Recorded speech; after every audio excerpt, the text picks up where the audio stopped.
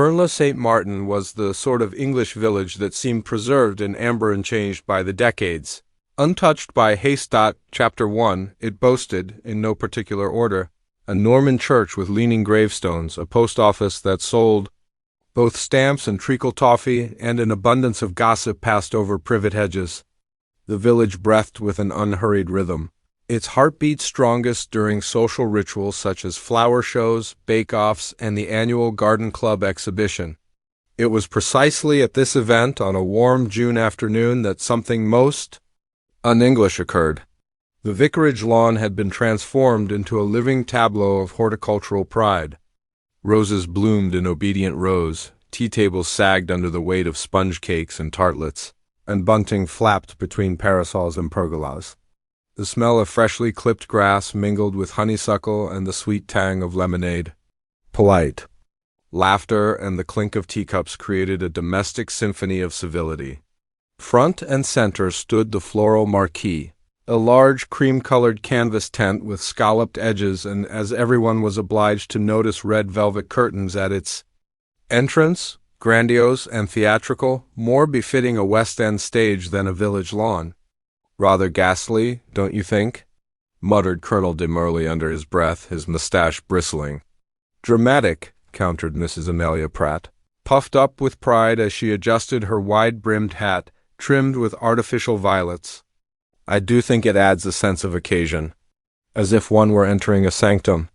Miss Marple, seated a short distance away beneath the shade of a sycamore tree, offered a small smile as she stirred her tea. She was a silent fixture at such events, content to observe rather than participate. There was a stillness to her, a kind of quiet clarity in the midst of fluttering fans, competing voices, and performative cheerfulness. "Don't you think it's a bit much, Miss Marple?"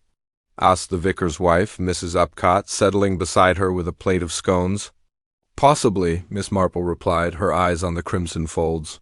"But velvet has a curious way of drawing attention and concealing things behind it. Theaters have known that for centuries." "Concealing? Oh, surely not," Mrs. Upcott sighed, laughing nervously. Inside the marquee, the judging of flower arrangements was underway. Among the entries were the usual suspects: Mrs. Robotham's peonies, vast and slightly vulgar, Mr. Hobbs's obsessive display of begonias, and Mrs. Carstairs' cunningly disguised shop-bought dahlias. But the stir this year came from the final entrant, Miss Lillian Forrester. She was the newest resident of Rose Cottage, having moved in only 3 months prior.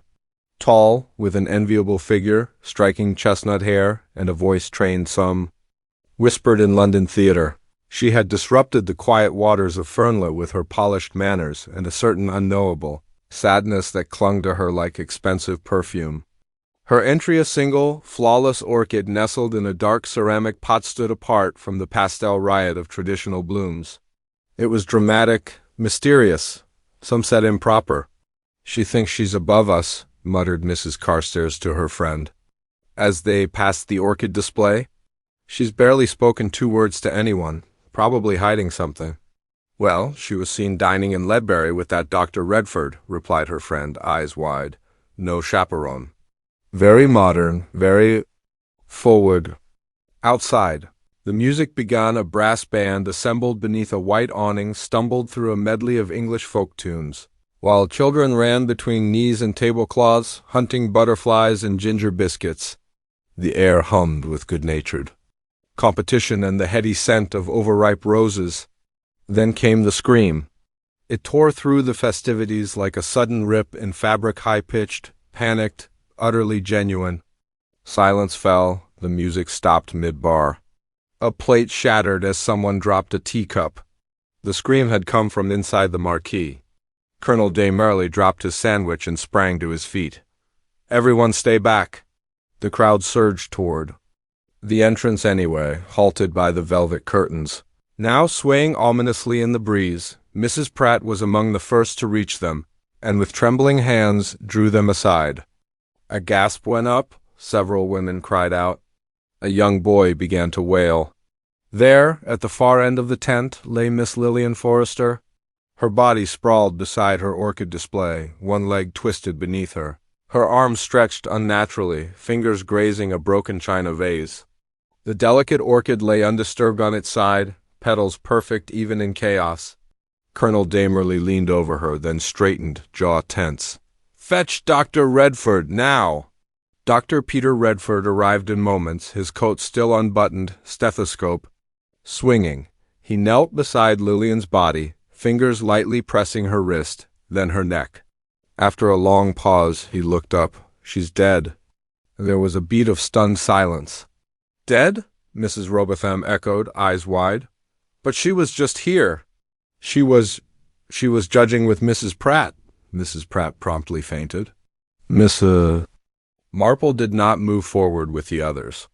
Instead, she watched the group carefully, how Mrs. Carstairs immediately turned to whisper in her friend's ear, how Mr. Hobbs looked not at the body but at the orchid, his jaw working nervously, how young Alice Robotham stood frozen, hands pressed to her cheeks. Dr. Redford rose slowly, brushing pollen from his sleeve. "There's bruising on the temple. Could be a fall, but the angle's wrong. I'll need to examine her more closely." Colonel Damerly turned to the cluster of villagers. "Everyone is to remain on the grounds until the police arrive. This is now a crime scene." As murmurs broke out, Miss Marple approached the tent entrance. She did not enter. Her eyes were fixed on the velvet curtain, now only partially tied back, one side released from its gold cord. It hung in a heavy fold, brushing the grass. Something small and dark clung to its hem.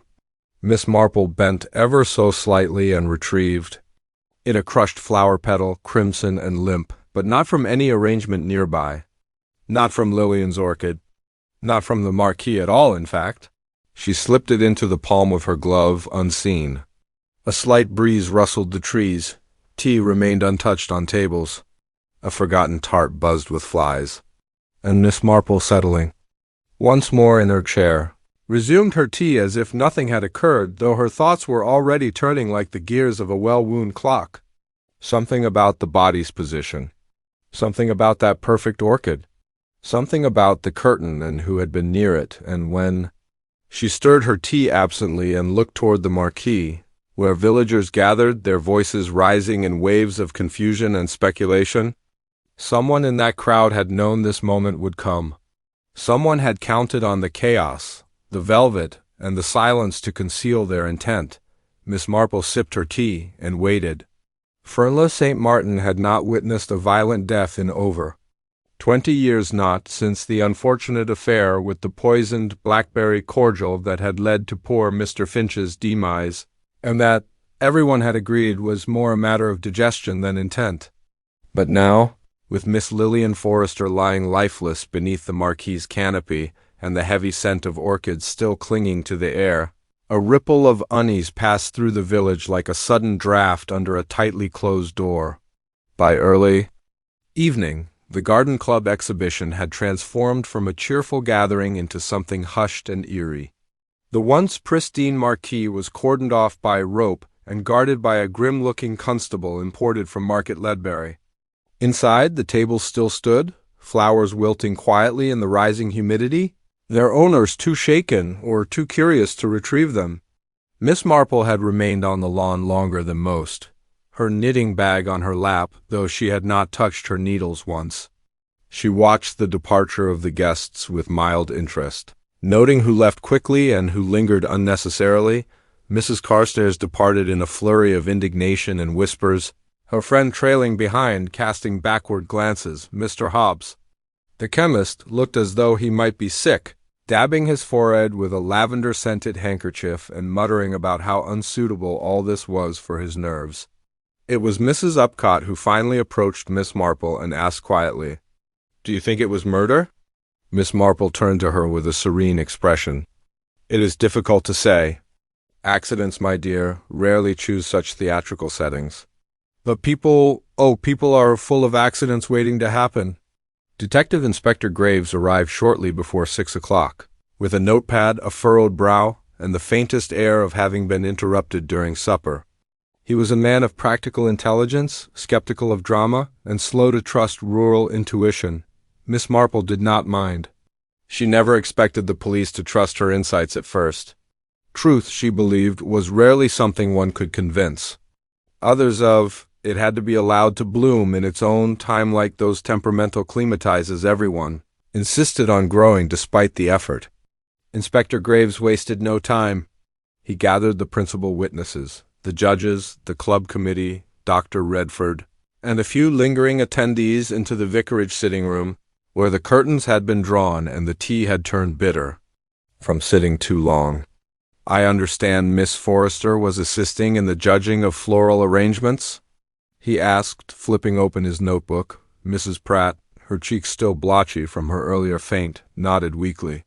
Yes, she offered to help. She was very well informed on orchids. We'd never had an orchid entry of that quality before. It seemed only fair. Was there anything unusual about her behavior today? A moment's silence passed. Then Colonel Damerly cleared his throat. She was quiet, observant. She didn't speak unless asked.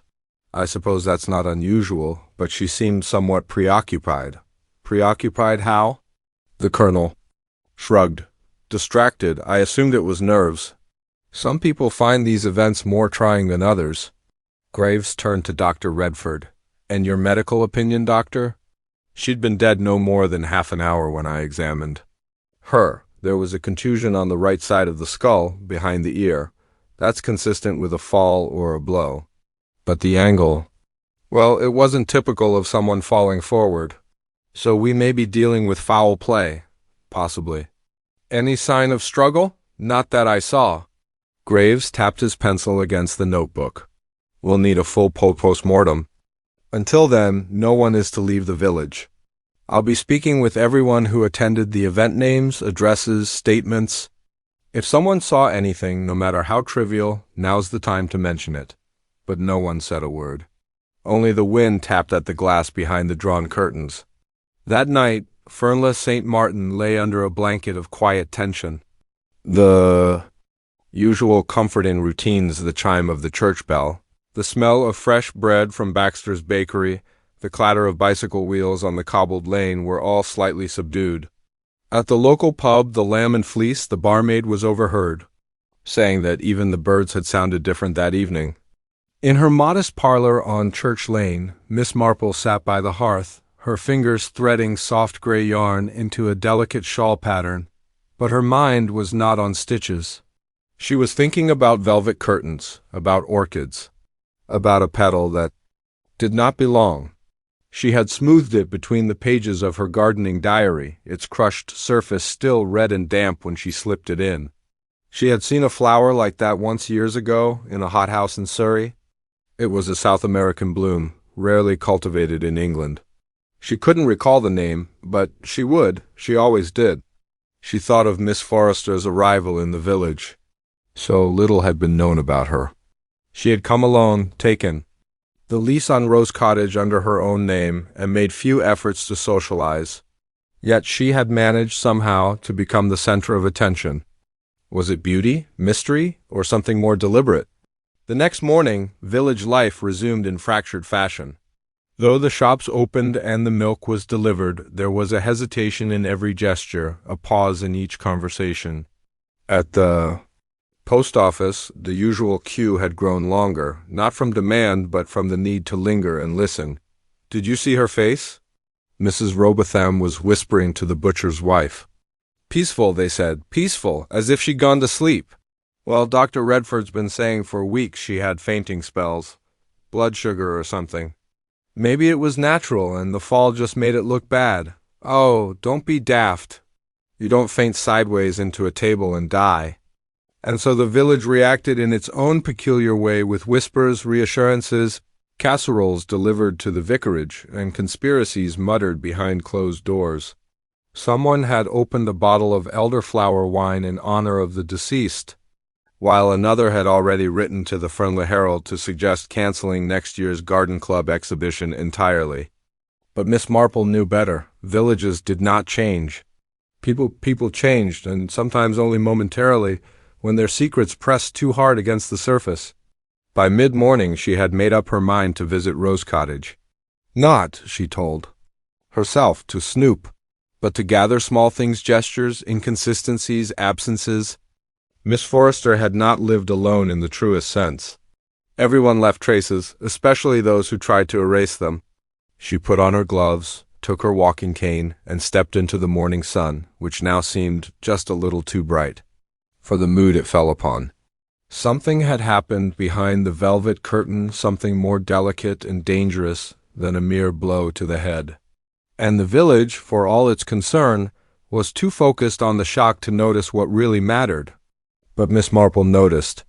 She always did. Chapter 2 early investigation. Miss Marple stood at the edge of the gate of Rose Cottage, her gloved hands folded neatly over the handle of her walking cane. The morning sun slanted low across the garden path, casting long shadows from the rose trellises. It was a lovely little house, modest, ivy-covered, with lace curtains in the windows and pots of lavender flanking the door. There was, however, an air of quiet disuse about it this morning. No laundry fluttered, no kettle whistled. Only a faint trace of yesterday's horror lingered in the stillness. She had not come to pry, not overtly. Miss Marple disliked the word, but she believed quite firmly that many a mystery had been cracked by noticing the smallest of things, a pair of shoes left out of place, a teacup with a faint smear of lipstick not belonging to the lady of the house. And people, when unsettled, often forgot to conceal what they normally would. Rose Cottage had been temporarily sealed by the police following Lillian Forrester's death, but this morning, with a constable posted discreetly at the back gate, and the main door ajar, Miss Marple had timed her visit with what she suspected would be a lull in official supervision. She was not disappointed. A young officer, Constable Dobbins, emerged from the side garden, adjusting his cap awkwardly. "Oh, Miss Marple," he said, surprised. "You gave me a bit of a turn." "Terribly sorry, Constable," she replied with her most pleasant smile. "I brought some lemon shortbread for the officers inside. I do hope that's not improper." "Oh, no, of course not." He glanced over his shoulder. "They've gone to fetch some documents from Market Ledbury. Inspector Graves said to mind the place, but I don't suppose a kind visitor will do any harm." "How thoughtful," she said, slipping past him with quiet ease. "I'll only be a moment." Inside, Rose Cottage retained the soft fragrance of lilac and sandalwood. The hallway was narrow, the furnishings simple, modern in places, yet unrooted, as if Lillian had never fully unpacked. There were no family photographs on the walls, no cards tucked into mirrors. The living room bore signs of cultivated taste: art books on the coffee table, a single orchid in a glass vase, and a crystal ashtray that had never been used. Miss Marple drifted gently about the room, not touching, only observing. There was a trunk near the fireplace, latched but not locked. It had no dust on it, recently opened then. A quick glance at the papers on the writing desk revealed neat handwriting in blue ink lists, mostly bills paid promptly. No correspondence, save one envelope tucked into a small notebook. It was addressed only to L. Forrester. No return. Address, interesting. She moved into the bedroom a little slower now. The bed was crisply made, the wardrobe shut tight. On the dressing table lay a few small items: a silver-backed brush, a bottle of violet perfume, a powder compact, and a theater program from the Queen's Theatre in London, dated 6 months prior. Inside was a list of the cast. Miss Marple noted one name, Richard Montague, leading man. She had heard the name before in connection with a scandalous divorce, if she recalled correctly. She would check her clippings later. On the knitstand lay a half-read novel, The Yellow Room Scandal. The bookmark, slipped in midway, bore the emblem of a London bookshop. Another thread to follow. Returning to the living room, Miss Marple caught sight of a pair of gardening gloves tossed carelessly on the windowsill. They were dirt-stained, but one of them had a dark blotch along the wrist-knot soil, she thought, but a faded red. Old blood? Or crushed petals? She leaned closer. Crimson flakes clung to the stitching. She made no expression, only turned away and stepped back outside. Constable Dobbins was nibbling a biscuit from the tin she'd brought. "Very nice, Miss Marple. My gran used to make these." "She always used lemon zest and a hint of nutmeg," Miss Marple said sweetly. Memory's a curious thing, isn't it? It only needs a small flavor or scent to open up a whole drawer of forgotten things. Constable Dobbins blinked, unsure whether she was making conversation or something more pointed. Back in the village square, the gossip had evolved from shock into fevered speculation. Mrs. Robotham was now thoroughly convinced that Dr. Redford and Miss Forrester had been romantically entangled, while Mrs. Carstairs insisted she had seen a man unfamiliar and dark-haired loitering near Rose Cottage the week before. Tall and suspicious-looking, she told anyone who would listen. Probably foreign. You know how they are. At the chemist's, Mr. Hobbs had taken to locking the front door during business hours and opening it only when someone knocked. "One never knows what sort of people are about," he said, though most suspected he was simply avoiding questioning. That afternoon, Inspector Graves convened his next round of interviews in the church hall. It was cold and smelled faintly of beeswax and hymn books. Miss Marple, who had arrived early and settled unobtrusively in the back row, listened intently. As Dr. Redford took the floor, "She was perfectly well when I saw her that morning," he said. "A little tired, perhaps. I'd offered her something to help her sleep, but she declined." "You knew her well, Doctor?" Graves asked. "Not intimately," Redford said, "but we had tea on occasion. She was guarded. I believe she was running from something." Graves leaned forward. Running from what, exactly? Dr. Redford hesitated. "She never said, but she kept a bag packed in her wardrobe. And she always locked her front door even in the daytime. I found it unusual." Unusual. That raised a murmur in the audience. Miss Marple's fingers twitched in her lap. A packed bag, a locked door, a hidden petal. So many tiny, unconnected things, but they were forming the edges of a picture. "She told me once," Redford continued, "that Fernley was a resting place. I assumed she meant from the theater, but perhaps she meant more." "Did she mention any friends in the village?" "None. She seemed to keep people at arm's length.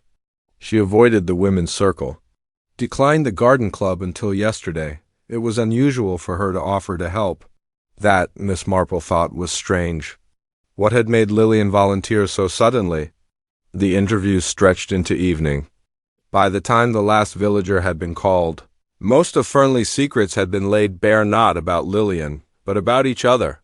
Old grudges, unpaid debts, love affairs long forgotten but never forgiven. As the room emptied, Miss Marple approached Inspector Graves, who was massaging his temple. "Quite the tangle," he muttered. "People always are," Miss Marple said. Gently, "But flowers are simple things, you know. They grow toward the light, unless something compels them otherwise." Graves looked at her. "You think she was compelled?" "I think she was afraid. And I think she was trying to tell someone something." She glanced over her shoulder toward the curtain marquee, now folded and packed away. "The velvet?" "Curtain wasn't just decorative. It was a stage. And someone used it very deliberately." Graves raised an eyebrow. "And what do you think they were trying to hide?" "Oh, not hide," she replied, eyes twinkling faintly. "Distract, it's an old magician's trick?" She offered a small nod and turned to leave, cane tapping gently on the stone floor. There was something more, something subtle and fragile, as the petal she had pressed into her diary, and she intended to follow its trail to wherever it led. The next day dawned with a thick gray mist clinging to the hedgerows, as though the village itself was holding its breath. It had rained lightly during the night, leaving the cobblestones slick and the air heavy with petrichor. Fernley St. Martin was quieter than usual, even for a Thursday. Miss Marple rose early, as she always did. She boiled her egg precisely 4 minutes and took her tea with a splash of milk and a single sugar.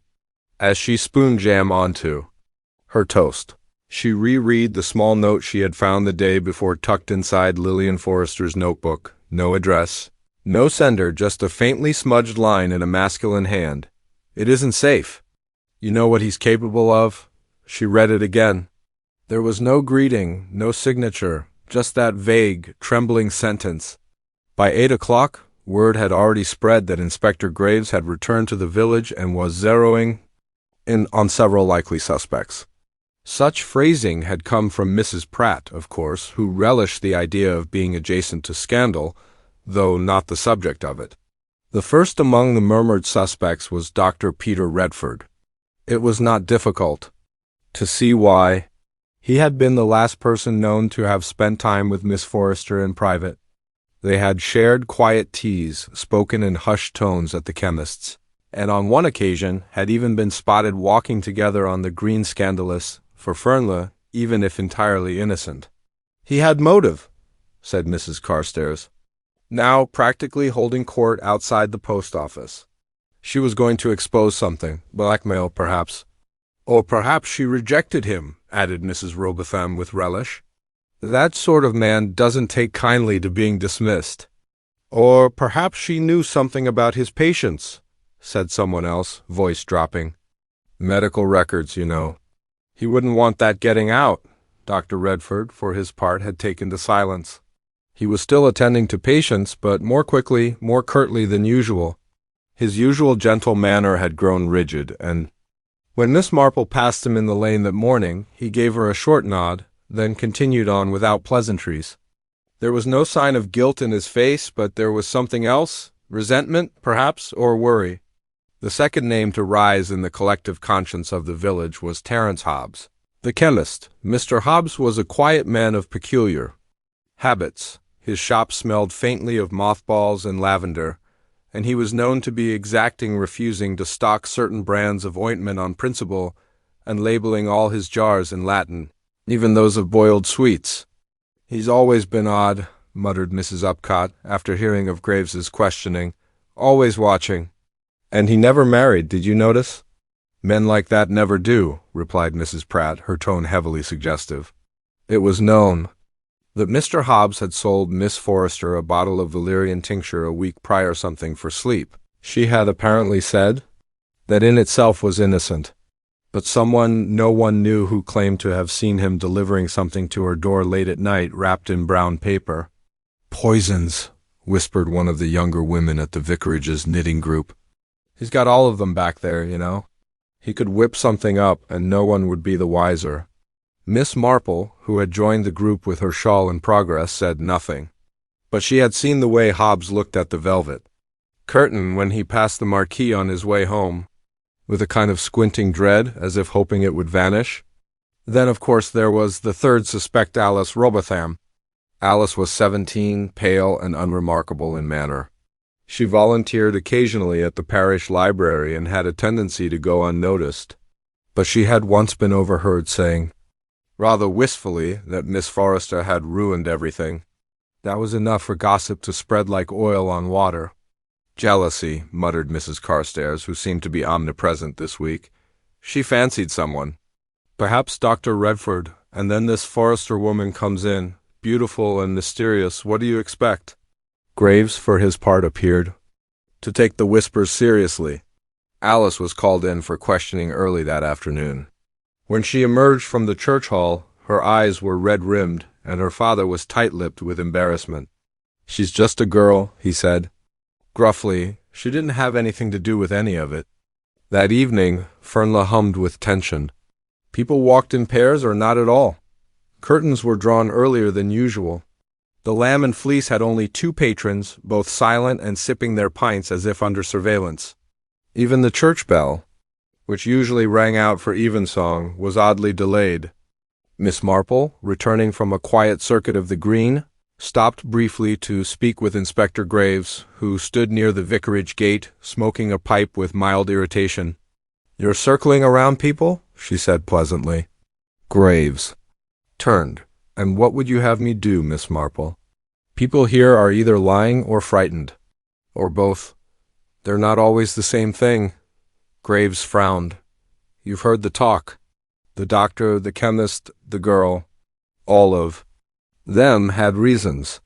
Means if we include that blow to the skull." Miss Marple inclined her head. "Oh yes, but if I may suggest, the presence of means can be misleading. In village murders, it's often the opportunity that matters. And who knew they had it?" Graves tapped his pipe against the fence post. "You think none of them did it?" I think that perhaps one or more of them are guilty of something, Miss Marple said gently, but perhaps not this. Miss Forrester had secrets of her own, and it is usually the hidden life, not the visible one, that leads to such misfortunes. Graves stared at her for a long moment. You've seen this before, haven't you? People rarely surprise me, Inspector. Only the disguises they choose. She bid him good evening and walked back toward Church Lane, cane tapping lightly on the stones. Behind her, the miss returned. That night, Miss Marple sat beside her. Small writing desk. She retrieved the crushed petal from her gardening diary and placed it beside a clipping she had found in an old newspaper tucked behind her, copy of the Gardener's Chronicle. It was an article on a certain stage actor Richard Montague, who had vanished from the public eye following a mysterious incident in which his co-star had fallen from a backstage catwalk.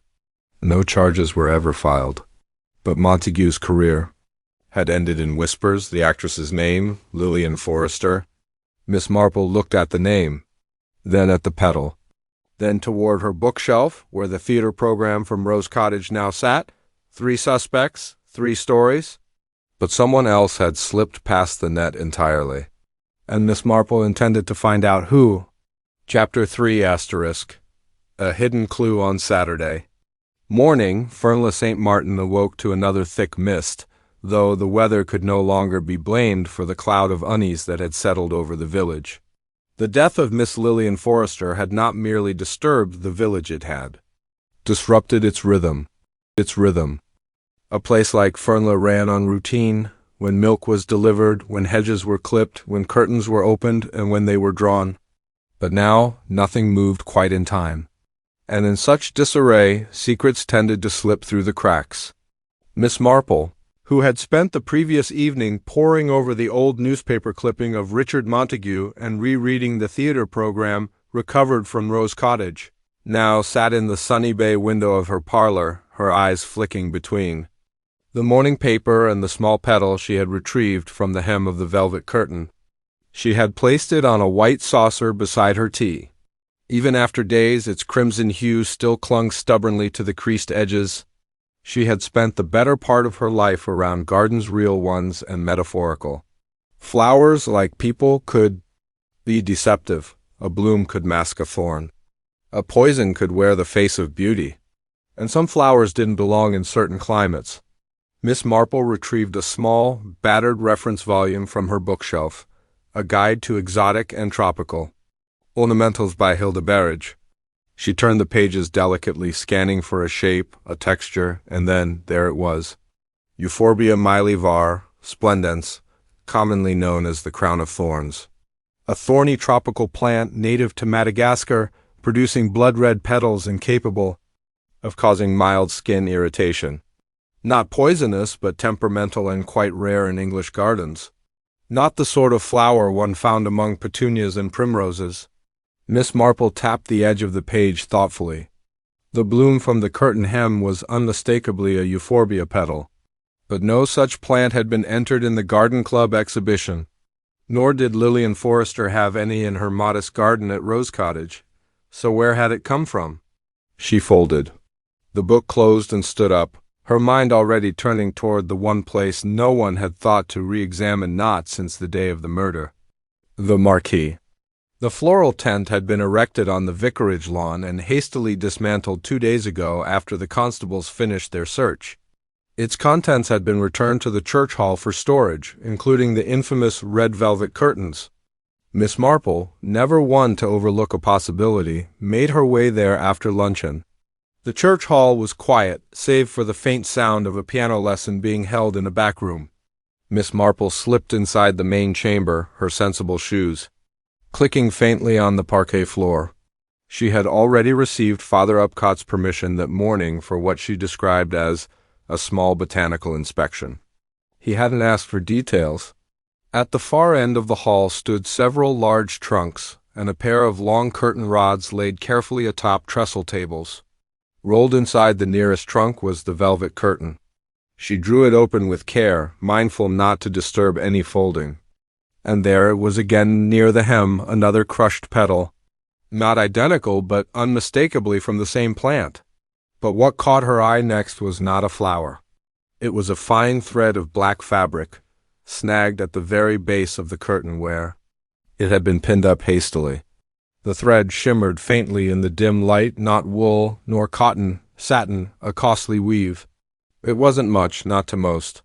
But Miss Marple had seen such threads before on stage costumes. Evening gowns, formal wear. She gently extracted the thread, folded it into a square of tissue, and tucked it into her handbag. She did not need to ask herself who in the village would wear black satin, or when very few people did. And certainly not to a summer garden party. She stepped back, her eyes narrowing slightly. Someone had brushed too close to the curtain. Someone whose clothing left evidence just as Lillian's killer had, whether they meant to or not. On her way out, she stopped by the trestle table to glance through the box of lost and found items collected after the event. Amid an abandoned child's mitten, a crumpled program, and an empty matchbox, she saw something curious, a black ribbon, narrow and neatly trimmed at one end. Not frayed? Not dropped by a child? Something intentional? She turned it over. There was a faint smear of what might have been makeup. Pancake powder, theatrical. Miss Marple's thoughts circled slowly. A rare flower, a satin thread. A theatrical ribbon.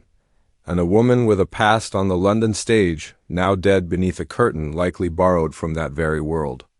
She left the church hall with a purposeful step. The next stop was, naturally, to be discreet. Information flowed best when people believed they were not being questioned. So she stopped by the haberdashery under the pretext of purchasing darning. Needles, Mrs. Griggs, the shopkeeper, was a woman with one good ear and a willingness to share more than was asked.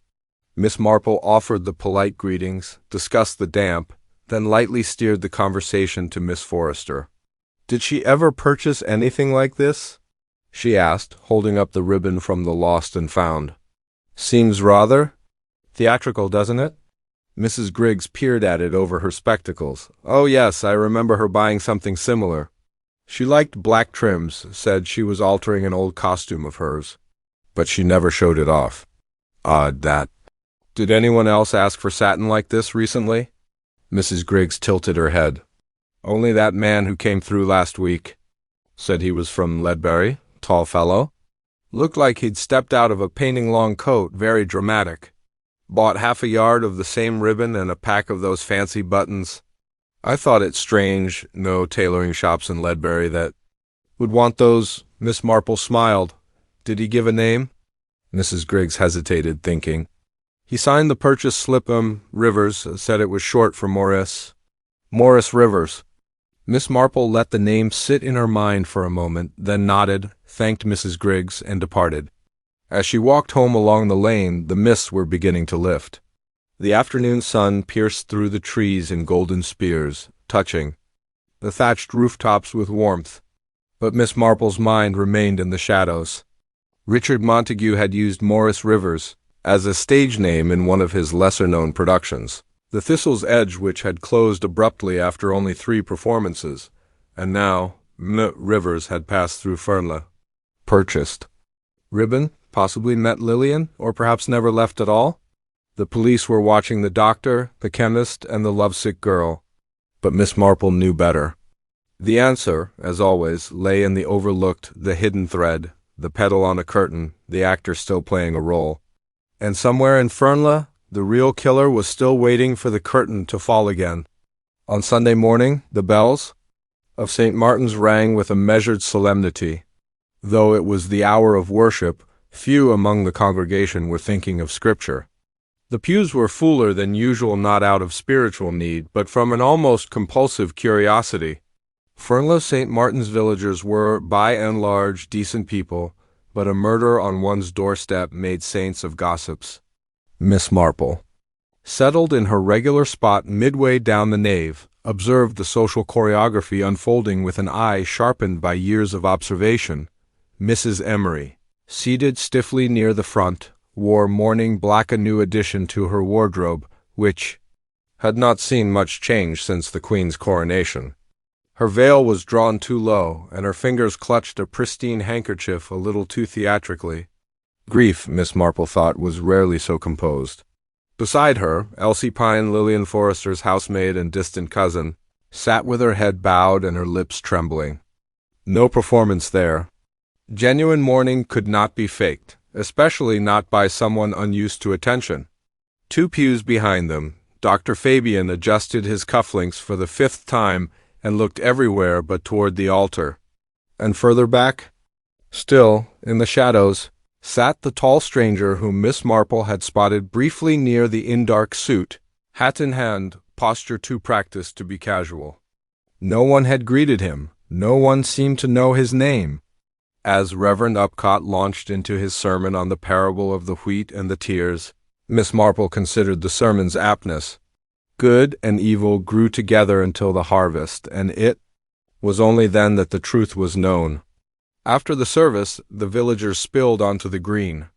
The usual pleasantries were exchanged with an edge of expectancy, as though everyone anticipated a fresh revelation to burst forth, but Miss Marple did not linger. She made her way to Rose Cottage, where Elsie had returned alone. The police had permitted her to stay on temporarily to tend to the house in Mrs. Forrester's absence, an arrangement that suited the girl's need for routine and helped keep the house under subtle observation. Elsie opened the door with red-rimmed eyes and ushered Miss Marple in with grateful relief. "Oh, Miss Marple," she said, wringing her hands, "it's ever so strange without her. I can't bear to take the teacups off the shelf.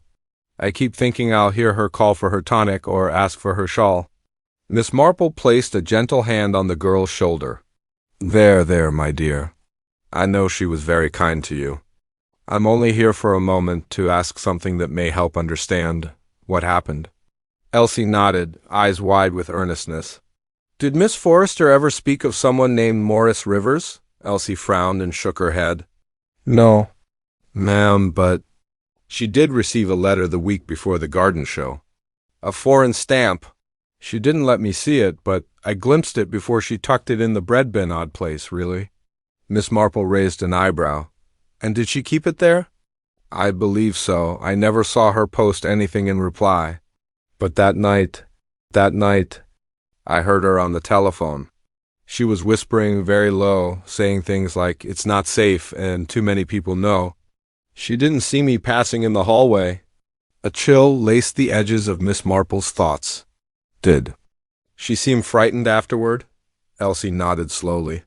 "The next morning she took her pearl ring off and tucked it into her dressing table drawer. She always wore that ring. It belonged to her mother."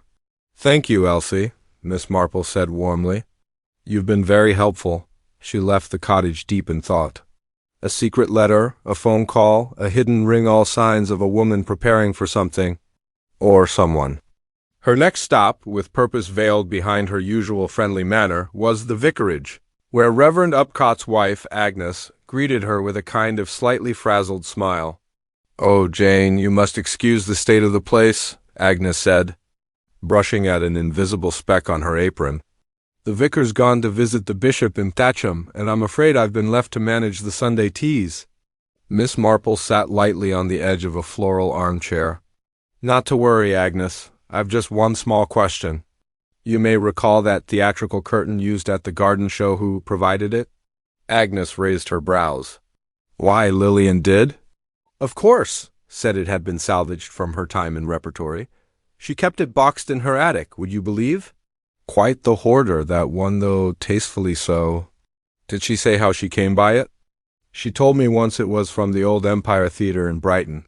Closed down in the 30s, I think. She'd managed to rescue a few pieces before the building was gutted." Miss Marple smiled. "Quite a treasure trove." As she left the vicarage, Miss Marple's mind was ticking methodically. If the curtain came from a now-defunct theater, it was unlikely that anyone outside that world would recognize it unless they had also been there. And the thread she'd found black satin. Theatrical suggested that someone had brushed against. That very curtain she did not yet have names. But she had something better, a pattern.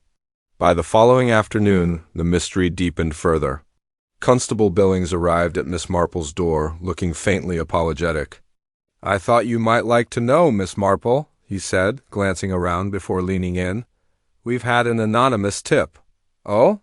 "Someone left a note at the station saying they'd seen Miss Forrester meeting a man in the churchyard 2 days before her death," said he wore a black coat and dark glasses. Miss Marple's eyes twinkled faintly. "How cinematic," Billings chuckled awkwardly. "Quite. Problem is, no one else has seen him. We checked the guest registers at the Inn No Maurice, no Rivers, unless he's under a false name, or staying with someone he knows." Miss Marple offered gently. The constable nodded. "That thought did cross our minds. We're keeping watch." After he departed, Miss Marple walked slowly to her writing desk, sat down, and retrieved the small envelope she'd been waiting to open until now. Inside was a clipping sent from an old friend in Brighton, a cast photograph from a long-defunct stage revue titled Moonlight and Masquerade, performed at the Empire Theatre, 1931. There, in the corner, dressed in a dashing military uniform and grinning rakishly, stood Richard Montague alias Morris Rivers. And beside him, in a feathered cape and black satin ribbon, was none other than Lillian Forrester. Miss Marple allowed herself a rare frown. She had once read a line in a mystery novel, something about a man who hides best in a part he's already played. It seemed Richard Montague was still acting, and now Miss Forrester had paid the price for knowing too much about his final scene. But the show wasn't over yet. Chapter 4. Another twist by Tuesday morning. The atmosphere in Fernley St. Martin had shifted. The initial shock of Lillian Forrester's death had given way to a tense curiosity, as though the whole village were collectively holding its breath. The presence of an unidentified man, Morris Rivers, or otherwise hovered like smoke over the narrow lanes and hedgerows. People spoke more quietly, glanced more often over their shoulders, and were startled by the creak of an unlatched gate, or the snap of a twig. At the copper kettle, Edith Bellamy poured tea with greater vigor than usual, keeping one eye fixed on the window. She muttered under her breath about strangers and play-actors corrupting the peace of their village. Miss Marple, meanwhile, had settled into her usual rhythm, one that often masked the sharp progress of her private investigations. She took tea with Agnes Upcott, visited the Flower Society's treasurer to return a borrowed ledger, and lingered long enough outside the post office to overhear 3 competing theories about the murder. But behind her pleasant expressions and calm gait, her mind was combing through every inconsistency, every hesitant gesture and evasive phrase she had observed since the murder. She was returning from the village green just after midday when Constable Billings intercepted her, looking unusually grim. "There's been a break-in, Miss Marple." "Oh, dear, where?" "At Rose Cottage," Miss Marple blinked. "But Elsie's there, isn't she?" "She was," he said. "Went to fetch bread from the bakery. Only gone 20 minutes. When she returned, the side window was smashed in. Someone rifled through the study and the parlor. Didn't take anything obvious. But they left the back door ajar. Must have been scared off." Miss Marple's lips pressed together. "Did Elsie see anyone?" "No, but she heard the church bells ringing noon as she reached the gate, which might help with timing, and there's something else." He paused, lowering his voice. "The curtain, the one from the garden show, it's missing. The box it was kept in is empty." Miss Marple stood very still. "How odd." "Quite. No fingerprints either. Whoever it was wore gloves. But they were looking for something. Question is, did they find it?" Miss Marple considered this in silence. The removal of the curtain was not an act of random vandalism. No thief would bother with such a bulky, theatrical item unless it held some hidden value or concealed something far more incriminating. She walked slowly to Rose Cottage later that afternoon, under the pretense of checking on Elsie. The girl was pale and shaken, but grateful for the visit.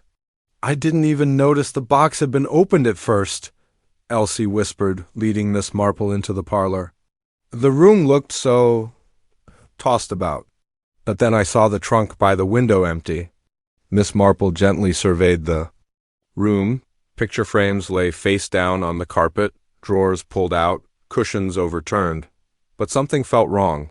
The scene was too chaotic, too theatrical in its disorder. "Elsie," she said quietly, "do you recall if the curtain was heavy?" Oh yes, like drapery in a grand hotel, very thick. Hard to carry alone? Then whoever took it either had help or wasn't expecting to need to carry it? Elsie's brow furrowed. You think they came for something inside the curtain?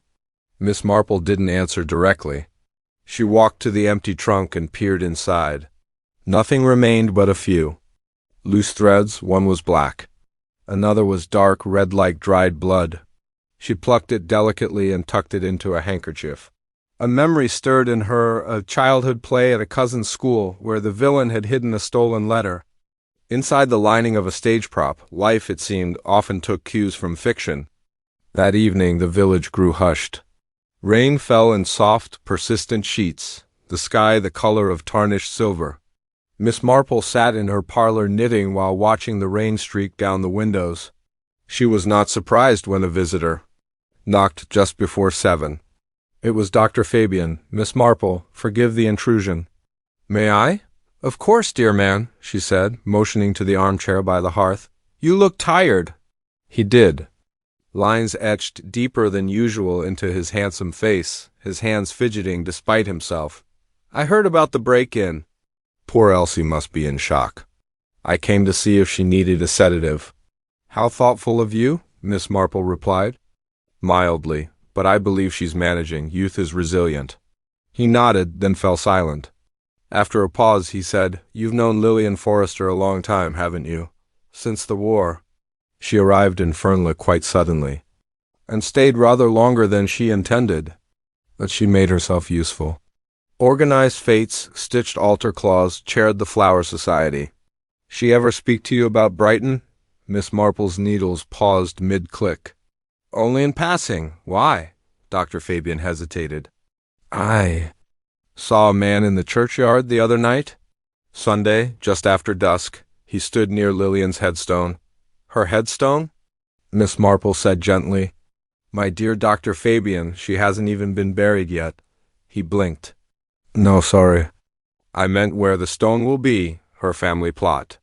He was just standing there, in the shadows. What did he look like?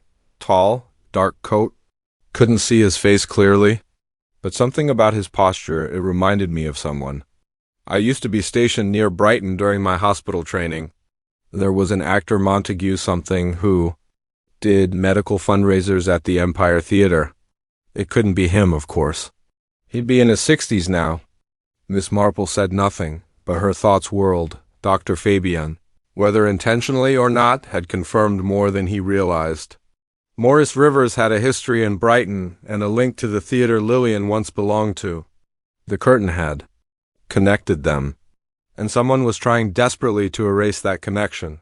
The next morning brought fresh surprise. At precisely 9 o'clock, Mrs. Emery arrived at the police station with a bundle in her arms. She demanded to see Inspector Cray. When shown in, she dramatically unveiled what appeared to be a portion of the missing velvet curtain. I found it, she announced, in my husband's trunk. The fool left it half open. Smelled of mildew.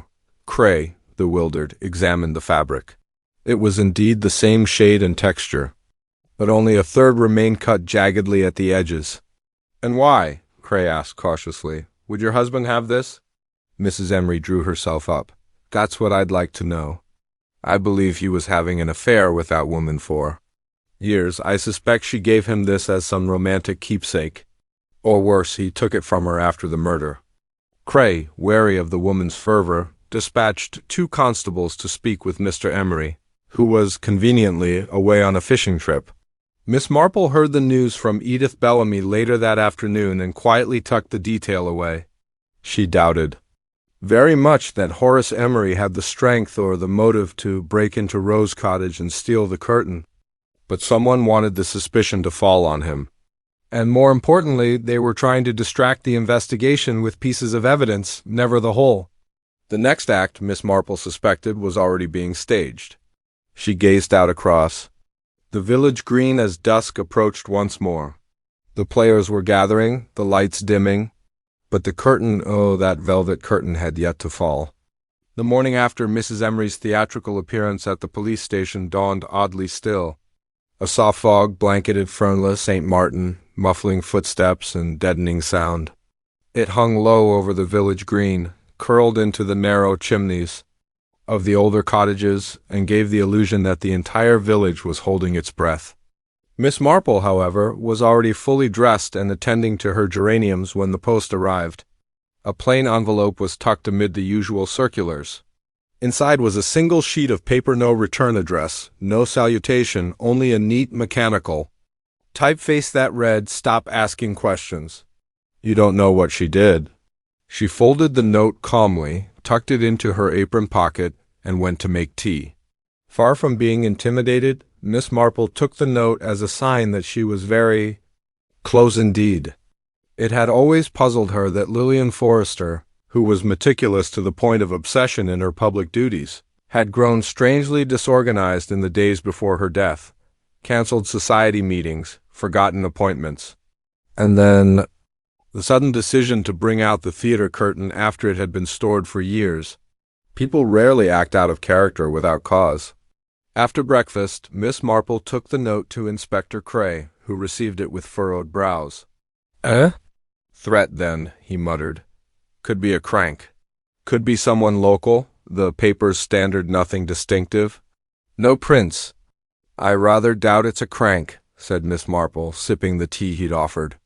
"People who issue such vague warnings usually know precisely what they're trying to stop. Tell me, Inspector, did Mr. Emery confirm ownership of that portion of curtain his wife brought in?" Cray sighed. "He said it was given to him years ago by Lillian, as a keepsake from their brief friendship. He didn't know where the rest was." "How convenient, indeed. But no one saw him near Rose Cottage, and he was away when the break-in happened. Still, I'm not convinced." "Nor am I," Miss Marple said, setting down her cup. "But I believe we needn't chase the curtain any further. It served its purpose." Cray looked up. "Which was?" "To hide something that could not be disposed of openly. Something written, I suspect, or painted. Something that could ruin someone." Cray frowned. "A letter, perhaps, or a program?" "A photograph. I wonder, has anyone questioned Agnes Upcott about the Brighton connection?" "Miss Upcott?" he said, startled. "No, she's always been, dull, forgettable. Some of the most dangerous truths lie under precisely those facades." Miss Marple left the station soon after, but her thoughts remained fixed on Agnes. There was a tightness in the woman's movements lately, an over-careful silence whenever Lillian's name was brought up. People who had nothing to hide rarely took such pains to remain invisible. That afternoon, Miss Marple invited Agnes to tea. They sat in the parlor while the grandfather clock ticked steadily and birds chirped just beyond the half-open window. Agnes stirred her tea with mechanical regularity, refusing scones twice and avoiding eye contact with the knitting basket, which still held the black and red threads Miss Marple had removed from the trunk at Rose Cottage. "I imagine you must feel quite out of sorts," Miss Marple said gently. "After everything that's happened?" Agnes gave a brittle laugh. "Out of sorts? Yes, and I still don't understand it, Jane. Lillian wasn't well liked, not really. But she didn't deserve that." "No, she didn't. I wonder, did she ever confide in you about her life before Fernley?" Agnes hesitated. Her spoon paused mid-stir. She mentioned Brighton once or twice, never in detail. I assumed it was something unpleasant. "She did mention once that she'd been involved in a scandal. Something to do with the theater. Do you know what it was?" Agnes blinked, eyes flicking to the window, then to her teacup. "No," she said too quickly. "No, I don't." Miss Marple smiled. "You know, Agnes, it's an odd thing, curtains. They can conceal or reveal, depending on how they're drawn." Agnes stiffened. "What do you mean?" "Only that Lillian, for all her cleverness, made one small mistake. She assumed no one would remember the curtain." "But you did, didn't you?" Agnes paled. "I saw your expression at the garden fete," Miss Marple continued, her voice still kindly. "The moment the velvet was drawn back, you looked as though someone had struck you, not merely startled. Distressed. You'd seen it before," Miss Marple said softly. "Not just here, in Brighton." "Perhaps. It was part of a particular play. Perhaps something more private." But it frightened you, because it reminded you of what happened then. Agnes rose abruptly, nearly upsetting her tea. I don't have to stay here and be accused. No, said Miss Marple. You don't, but you do have to live with the truth. Agnes stopped. Her breathing was quick, shallow. It wasn't meant to go this far, she said, so low it was almost inaudible. I didn't think she would. Would what? Agnes shook her head. She was going to expose everything? The whole life we tried to bury. Maurice, the theater. There was a letter. She had it. A letter? She wrote to the newspapers. Told them she'd name names. Said she was tired of lies. I'd begged her not to, but she was determined.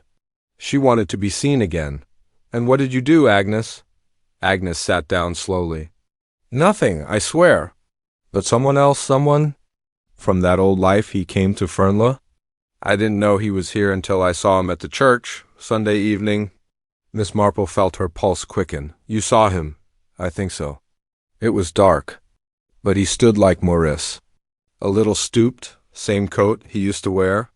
And after Lillian died, I wondered. Miss Marple let the silence linger. Agnes had given her the key to the next act, but not the final curtain call. That would come soon. That evening, Miss Marple wrote 3 letters. One was delivered by hand to Inspector Cray. One was sent via the vicar's housekeeper to Reverend Phelps. The third she tucked into her pocket as she made her way to the theater. Hall behind the old town library, the site of the original garden. Fate. It was there that she arranged a small gathering. Dr. Fabian, Edith Bellamy, Agnes Upcott, Elsie, and Mr. Emery, who had returned from his fishing trip, were all invited under the pretense of planning a memorial for Lillian. The excuse was threadbare, but the guests arrived nonetheless, driven by curiosity, guilt, or both. As they assembled beneath the faded proscenium arch, Miss Marple stepped forward. I believe, she said gently, that the truth has lingered behind velvet far too long, and that it is time at last for the curtain to rise. Chapter 5. The curtain begins to fall. The velvet curtain, though faded, still held a certain theatrical charm as it drooped behind the small, makeshift stage of the old town library's hall. Dust shimmered faintly in the late afternoon light, filtering through high, narrow windows. The attendees sat scattered in the front row of chairs. Dr. Fabian, dignified and frowning. Edith Bellamy, tightly wound in a navy shawl. Agnes Upcott, her hands folded tightly in her lap. Elsie, blinking nervously. And Mr. Emery, who appeared increasingly irritable at having been summoned again. Miss Marple, in her usual lavender cardigan and neat gloves, stood beside the low platform. She held no notes. She never did. Thank you for coming, she began, her tone polite, almost warm. I believe it's important that we, as members of this community, take a moment to reflect not only on the loss of Miss Lillian Forrester, but also on the significance of what has transpired since her death. Mr. Emery gave a small, theatrical cough. If this is about the curtain again, Miss Marple's eyes gently settled on him. Oh yes, Mr. Emery, it's about the curtain and what it concealed. A shifting of weight in the seats. The sound of a throat being cleared. You see, she continued, Lillian didn't just retrieve the velvet curtain out of nostalgia. She did so because she had something she needed to hide, or rather something she needed to keep safe until the moment was right. Unfortunately, that moment never came. I don't see how this concerns us, muttered Dr. Fabian. The police already said there's nothing more to investigate. But there is, Miss Marple said, almost gently. There's a great deal more. Because while the murder itself was a sudden act, the motive for it was long-standing, woven from threads of resentment, guilt, and fear. It was not a crime of passion, but a crime of self-preservation. Agnes. Upcott's breath caught audibly. Edith Bellamy clutched the hem of her shawl. The curtain, Miss Marple went on, was used to conceal an envelope. That envelope, as it turns out, contained several damning items, photographs, letters, and a copy of a program from a Brighton performance company dated 1934. Lillian Forrester was not merely an actress. You see, she was part of something more complicated. Mr. Emery made a sound halfway between a laugh and a grunt. Surely.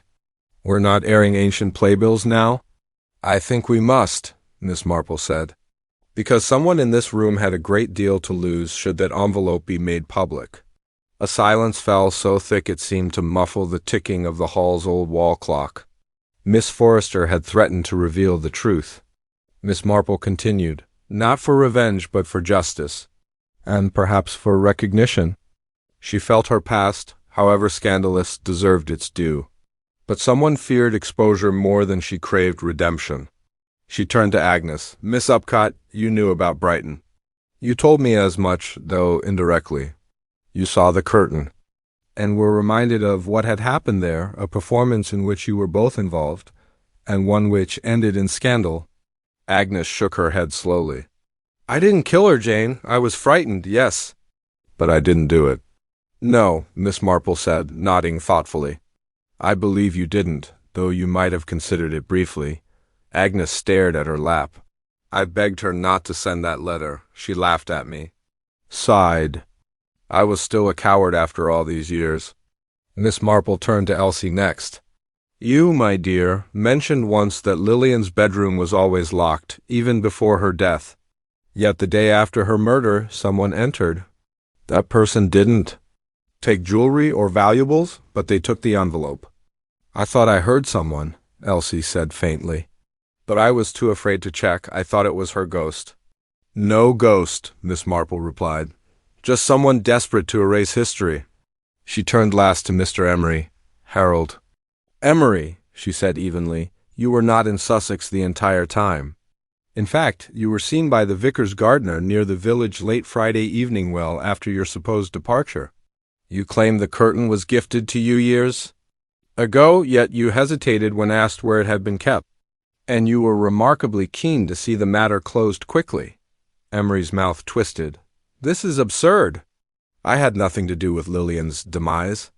And yet, Miss Marple said calmly, you were the only one who had both access to her house through the spare key she once gave you and knowledge of what she intended to do. You knew about Brighton. You were part of it. She referred to you in one of her letters as Maurice. Emery froze. Dr. Fabian turned sharply. Morris? The stage director? Edith gasped. Miss Marple gave a small nod. The names were changed, of course. Lillian never referred to you as Harold, always as Morris. Her final performance in Brighton ended in disgrace, when she was dismissed for refusing to keep silent about certain financial indiscretions in the company. Morris had betrayed her trust. Emery's face reddened. She had no proof. She didn't need proof, Miss Marple replied. She had the memory of what you'd done. And when she arrived in Fernley St. Martin, she thought she'd escaped it all. Until she saw your name on the village committee. You reinvented yourself, but the past clung to her. Lillian kept a ledger, she added, drawing from her handbag a photocopy. In it, she described your meeting last month. She warned that if anything happened to her, Morris would be responsible. Cray, who had silently entered at the back of the room, stepped forward at this. You'll want to come with me, Mr. Emery, he said. Emery opened his mouth, but no sound came out. He stared for a long moment at Miss Marple, then at the faded velvet curtain behind her. The old stage, the ghost of a scandal reborn. As Cray took his arm and led him from the hall, no one spoke. After a long pause, Edith Bellamy stood. My word, she said quietly. She kept all that inside her for years. Yes, Miss Marple said softly. People often do, until the past insists on being heard. Agnes rose too, shakily. Do you think she'd be remembered kindly, Jane? Miss Marple looked around the emptying hall, the faded playbills still curling. Slightly on the walls, the velvet curtain limp and motionless behind her. I think, she said, Lillian Forrester will be remembered truthfully, and that, in the end, is far more important. The days following Harold Emery's quiet arrest unfurled with a peculiar stillness in Fernley St. Martin, like a room in which someone had just left, and no one quite knew what to do next. The village, though never particularly noisy, had adopted a hushed quality, as if the hedgerows and cottages themselves were brooding. Mrs. Bayliss at the grocer's was the first to speak openly of it. Well, I never quite trusted Mr. Emery, not really, she said to Miss Hartnell over the sugar scale. Too smooth by half. All that village development fund business with his own name plastered over every newsletter. Miss Hartnell sniffed. He always thought he was a cut above. Played the organ as if he were royalty and spoke to the vicar like a bishop. Others were more circumspect. The vicar offered a sermon that Sunday on the unseen burdens men carry, and the pews were unusually full. Miss Marple sat quietly near the back, taking in the heads bowed not in reverence but in contemplation, or more precisely, worry. The village had not just witnessed a murder. It had glimpsed the shadowy fault lines under its genteel surface. Secrets, long buried beneath decency and routine, had stirred. Elsie the maid returned to Lillian Forrester's cottage with some reluctance. The house now stood empty of its presence but full of its memories, like a theater after the curtain has come down. She walked slowly through the front room, setting the cushions straight, dusting around the framed photographs of Lillian in her prime-posed, poised, preserved. She paused near the stage photograph Lillian dressed in Edwardian lace, one arm raised dramatically, eyes bright and defiant. "I hope they remember you like this," she whispered. Miss Marple spent the better part of Tuesday walking along the narrow footpath beside the vicarage. The foxgloves were in bloom, and bees moved busily through the bells. She greeted Mrs. Burley as she passed, and nodded at young Tommy Bell, who had taken to delivering parcels since his father's back gave out. Though the matter had been settled in the legal sense, Miss Marple felt no such tidy conclusion in her own mind. Truth, she often thought, was not a stone one uncovered, but a thread pulled, unraveled, and still connected to more than one could see. She stopped to rest on a bench near the church lich-gate and removed from her handbag a slip of folded paper. It was one of the theater bills recovered from the Velvet Curtain, the Brighton production from 1934, titled Crimson Rehearsals. A title almost too apt now. She studied the names: Morris Howbridge, Emery, Lillian Forrester, Agnes Upcott, under the name Agnes Vane, and two others, one of whom, Dorothea Bell, she had not yet been able to trace. That name still troubled her. It wasn't that Harold Emery had killed to protect some trivial past scandal. It was that something about that past still felt unfinished. Later that afternoon, Miss Marple paid a visit to Dr. Fabian. He answered the door with a wary expression, though quickly smoothed it into polite civility. "I assume you've come about Lillian," he said, gesturing her into his book-lined study. "Among other things," she replied, accepting the offered seat. "You were quite shaken, I think, at the library hall." He sighed. "I suppose I was." Lillian was well. For all her theatrical leanings, she was a person of conviction. I admired that, even if I didn't always enjoy her company. Miss Marple nodded. She had strong opinions, particularly about justice. Fabian leaned forward slightly, his fingers steepled. "You think it's truly over, Jane? That Emery's arrest is the end of it?" Miss Marple smiled faintly. "Oh, the legal end, perhaps, but endings are seldom so final in the human heart. You knew Lillian when she arrived here, did you not?" "I treated her for a mild concussion. She'd slipped on some stairs," she said. "Took a liking to the village, bought the cottage within weeks." "And yet, until the day of her death, she remained largely isolated," Miss Marple observed. "Except for her correspondence, her music, her curtain." Fabian looked down. "She was a woman preparing for something. That much was clear, I just never knew what." "She was preparing to be remembered," Miss Marple said softly. "And to hold someone to account before she died." Fabian gave a weary sigh. "It seems in the end she managed both." That evening Edith Bellamy invited Miss Marple to tea. It was a rare gesture, for Edith was not a woman inclined to host unless duty required it. She had laid out the good lace tablecloth, and there was a sponge cake with strawberry jam in the middle. Miss Marple, ever polite, complimented the table. "I felt it only proper," Edith said, pouring out the tea, "since you've unearthed what the rest of us preferred not to see." "That's kind," Miss Marple replied gently, "though I only followed the thread Lillian herself had started." There was a pause, during which Edith carefully adjusted the cake knife on the plate. "I still remember that summer," she said at last. When she arrived, I thought she was loud and melodramatic and probably half mad, but she had eyes like a cat always watching. She understood people better than they realized, Miss Marple agreed. Edith studied her. And you, Jane, you're much the same, but quieter. A smile tugged at Miss Marple's lips. Quietness is sometimes mistaken for insignificance. That's a useful thing in my line of thinking. Edith nodded slowly. Do you think he'll be convicted? Oh, yes, Miss Marple said. Though the case will rely less on direct evidence than on the compelling logic of motive and means. Lillian left a breadcrumb trail, and Harold stepped right into it. She baited him? No, Miss Marple said, stirring her tea. She gave him a chance to choose differently. He didn't. By Wednesday, the curtain had been returned to the village hall, folded, boxed, and handed to the Women's Institute for archival purposes. It would likely remain in storage, its fabric infused with whispers. Miss Marple watched the crate being sealed, her thoughts lingering on Lillian's last months. Not the murder itself, terrible though it was, but the courage it took for a woman long silenced to prepare the truth. She returned home just as the post arrived. Among the letters was one in a delicate blue envelope, postmarked from Shoreham. Inside was a brief note. Dear Miss Marple, I believe you've been asking after Dorothea Bell. I thought you should know. She died in 1937 under very curious circumstances. I was with the theater then. It was hushed up, of course. Regards, a... Winton. Miss Marple's fingers tightened on the letter. There it was again, that name. Another thread, another shadow. Harold Emery had been the murderer, but perhaps not the only person who had reason to fear Lillian's memories.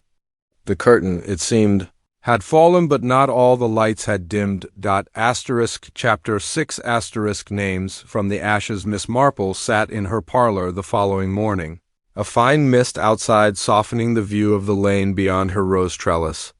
The letter from a Winton lay unfolded on her lap.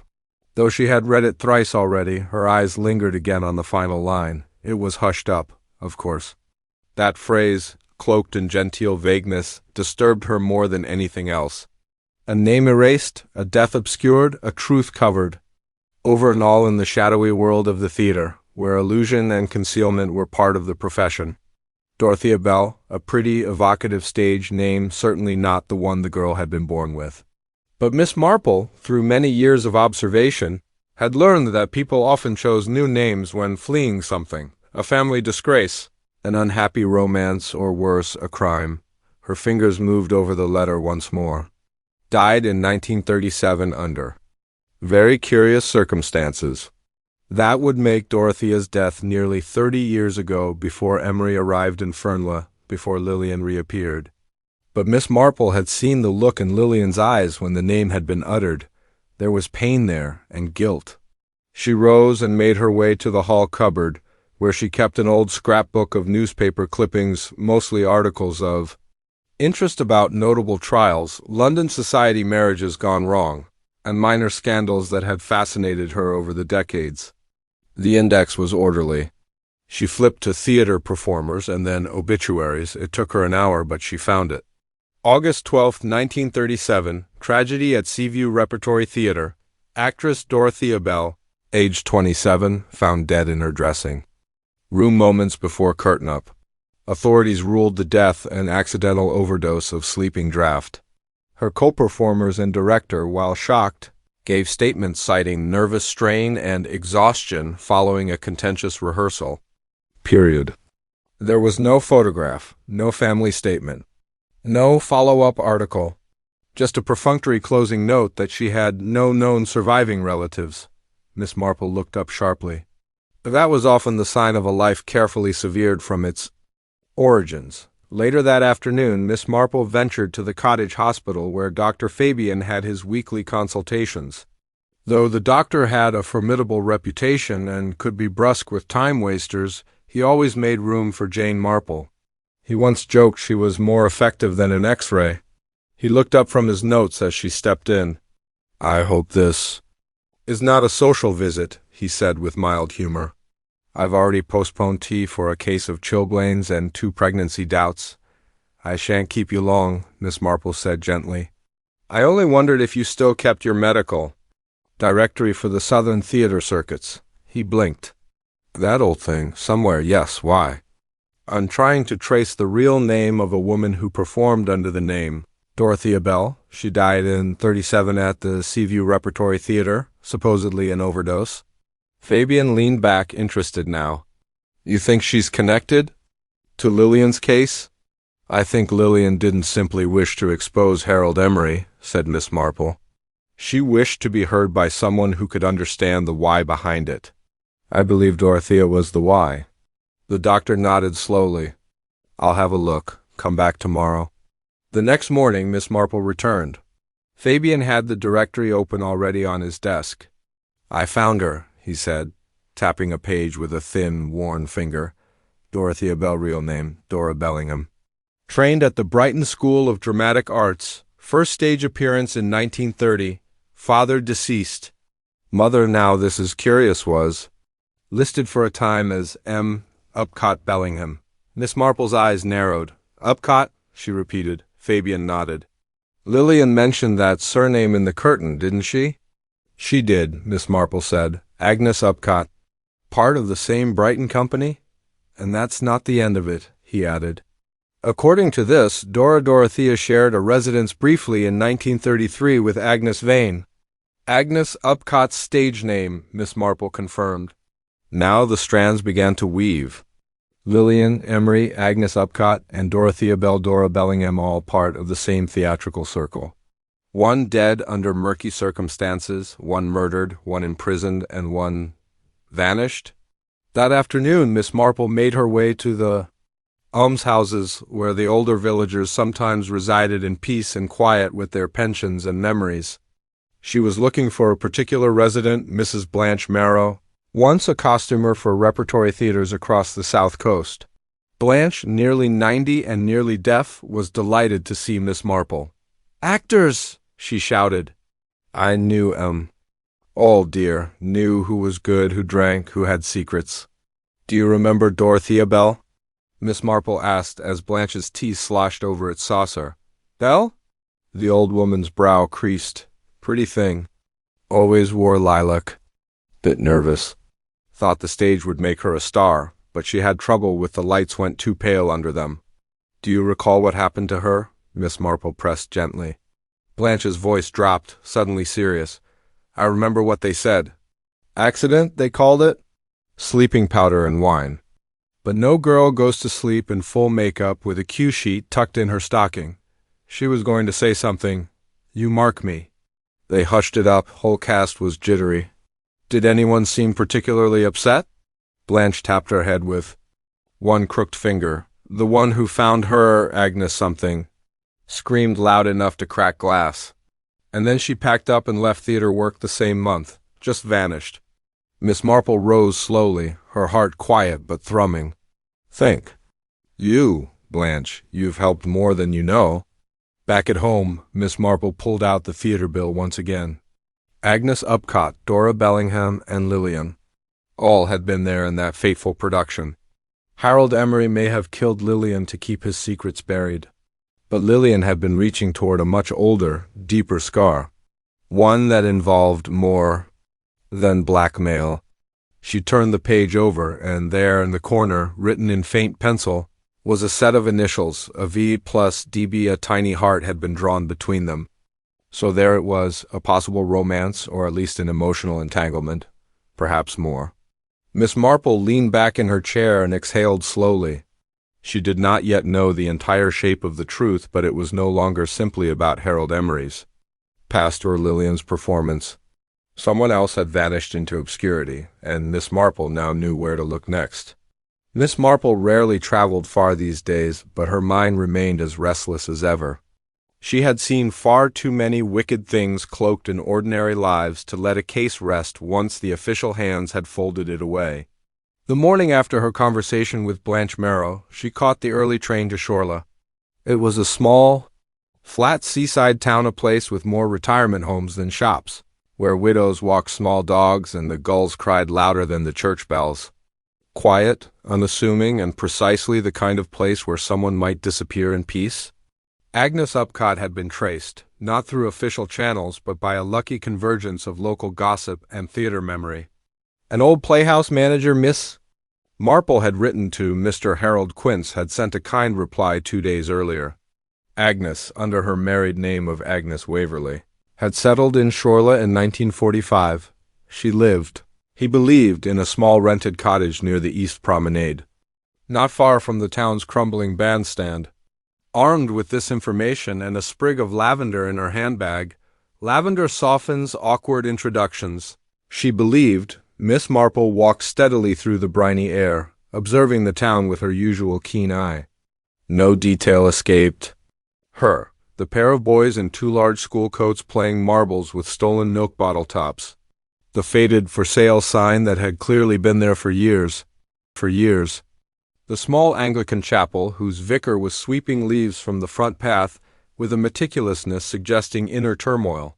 At number 9 Caledonia Row, a house with neatly trimmed hedges and a dozing tabby in the window, she paused. The nameplate by the bell read a Waverley. No Mr. Waverley, no pretense of company. Miss Marple pressed the bell, a long pause. Then the door opened a cautious inch. A woman, perhaps in her late 70s, with sharp cheekbones and pale blue eyes, peered out. "Yes?" "Forgive the intrusion," Miss Marple said gently. "My name is Jane Marple. I've come from St. Mildred's. I believe you once knew a girl called Dorothea Bell." There was a moment of flicker, as though a breeze had passed across Agnes Waverley's soul. "I'm sorry," she said at last, voice tight. "You must be mistaken." Miss Marple did not push. "I often am, dear, but it would be a kindness to let me sit a moment. I'm not strong on long walks anymore." After a hesitation, the door opened wider. The sitting room was spotless, stiff, and untouched by sentiment. The furniture had the feel of economy and durability. No personal photographs, just a vase of fake chrysanthemums on the mantel. Agnes moved slowly, like someone used to silence. "I won't ask if you remember Dorothea," Miss Marple said once tea had been poured. "It's plain that you do. She was once very dear to you, wasn't she?" Agnes's hands trembled slightly as she set the teacup down with a small clink. "She was," she said softly. "But that name, I haven't said it in decades." "She died young," Miss Marple continued, "and those who loved her never quite understood why." Agnes looked at her, those pale eyes hard with old sorrow. "Do you?" "I understand that she had secrets," said Miss Marple, "as did Lillian Emery and Harold, and perhaps even you." Agnes gave a bitter smile. "Secrets were part of our world. We were actresses. No one cared what we really felt, only what we appeared to feel." "Were you and Dorothea involved?" Agnes did not flinch. "Yes," she said. "We were lovers, though no one dared use that word in those days." Miss Marple nodded gently. "And Harold Emery?" Agnes's mouth pressed into a line. "He was one of those men who hated what he couldn't control," he pursued Dorothea, pestering her with compliments, waiting at the stage door. She tried to be kind, but he wouldn't let go. Then one evening she told him plainly, "She was with me." Agnes paused. "And 3 days later she was dead." Miss Marple remained still. "The papers said overdose," she murmured. "She didn't overdose," Agnes said with sudden firmness. Dorothea was frightened. She thought someone had been in her dressing room the night before. Her gloves were missing. She asked to stay with me that evening, but we had a rehearsal. She went back to the theater. I never saw her again." "Did you suspect Harold?" Agnes's jaw worked. "Of course I did, but I was a nobody, a girl with short hair and men's jackets." "They wouldn't have listened." "They didn't want a scandal, so they buried her quietly, and I left. I couldn't walk onto that stage again." Miss Marple let the silence hold. "Lillian knew, didn't she?" she asked quietly. "She guessed," Agnes whispered. "Lillian was sharp. She had her own reasons for hating Emery. He treated her abominably during that production, gaslighted her, belittled her, humiliated her in rehearsals. She saw what happened to Dorothea and never forgave him." "Did you ever speak to her?" "Again? Once," Agnes said. She found me here 5 years ago, told me she was going to expose him, that she had letters evidence. She wanted me to testify. Did you agree?" "I was afraid," Agnes admitted. "I still am. What would it change now?" "No one believes a tired old woman. But I think she was planning something theatrical. A final performance." Miss Marple rose, setting her cup down with a soft clink. "Lillian gave her final performance," she said. "But I don't believe she intended to die in it. I believe someone made sure she did." Agnes looked up at her, her face old and suddenly small. "Do you think he'll ever face the truth?" Miss Marple's voice was steady. "He may be behind bars, but the full truth, the one about Dorothea, has yet to come to light. And truth, like a velvet curtain, can be pulled back with the right touch." She turned toward the door, pausing. "Do you still have anything of Dorothea's?" Agnes nodded slowly, stood, and went to a small bureau. She returned with a folded square of lilac silk handkerchief, monogram DB in one corner. "She carried it always," Agnes said, "even in rehearsal." Miss Marple took it gently. "Then she be remembered." As she left the house and returned to the station, the wind rose off the sea, carrying with it the scent of salt and old memories. Miss Marple clutched the lilac handkerchief and made a quiet vow. Dorothea Bell would not remain a whisper behind. A curtain! Not if Jane Marple had anything to say about it. Chapter 7 The final fold, the lilac handkerchief, rested softly on Miss Marple's writing desk, its delicate fabric whispering secrets of a time long past. She gazed at it thoughtfully, the monogram DB Dorothea Bell embroidered with painstaking care in one corner. To the untrained eye, it was merely a pretty keepsake. To Jane Marple, it was a key. The village of Fernley St. Martin had returned to a semblance of normalcy, though the undercurrents of suspicion and sorrow remained like shadows beneath the surface. The arrest of Harold Emery had silenced immediate fears, yet the mystery of Dorothea Bell and the tangled past between the players still hung heavy. Miss Marple sat back in her chair, revisiting the notes she had taken since her arrival in Shorla. Ness's testimony, Blanche Merrill's memories, the faded theater bills, and above all, Lillian's desperate attempts to expose Emery's misdeeds. But there was something more, something she had overlooked until now, the nature of the velvet curtain itself. She rose and crossed to the large oak wardrobe, where it had been kept before being sent to the Women's Institute for safekeeping. There was no doubt that the curtain had been a hiding place, but what had it concealed beyond? The envelope? Her eyes fell on the faint imprints along the hem, almost imperceptible marks, as if someone had sewn or attached something very thin and light.